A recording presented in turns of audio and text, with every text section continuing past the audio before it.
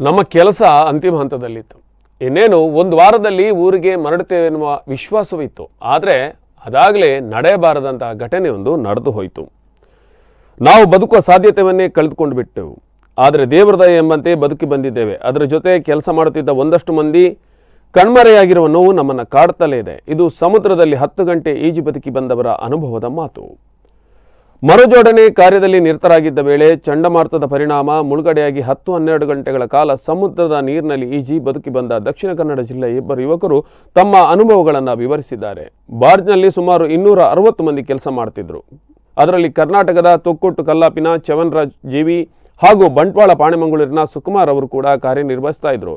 Mechanical ಇಂಜಿನಿಯರ್ಗಳಾದ ಅವರು ಸುಮಾರು 2.5 ವರ್ಷಗಳಿಂದ ಈ ಕಂಪನಿಯಲ್ಲಿ ಕೆಲಸವನ್ನು ನಿರ್ವಹಿಸ್ತಾ ಇದ್ರು. ಆದರೆ ಮೇ 17ರಂದು ಸಂಜೆ 4ರಿಂದ 5 ಗಂಟೆ ಸುಮಾರಿಗೆ ಇವರ ಬಾರ್ಜ್ ಸಿಂಕ್ ಆಗಿ ಮುಳುಗಲು ಆರಂಭಿಸಿತ್ತು. ಅದಾಗಲೇ ಇವರು ಜೀವರಕ್ಷಣೆಗಾಗಿ ಸಮುದ್ರಕ್ಕೆ ಹಾರಿ 10 ಗಂಟೆಗಳ ಕಾಲ ನೀರಿನಲ್ಲಿ ಈಜಾಡಿ ಬದುಕಿಕೊಂಡಿದ್ದಾರೆ. ಇದು ಚಂಡಮಾರುತದಿಂದ ಮಹಾರಾಷ್ಟ್ರದಲ್ಲಿ ನಡೆದಂಥ ಅವಘಡದಲ್ಲಿ ಬದುಕಿ ಬಂದವರ ಕಥೆ.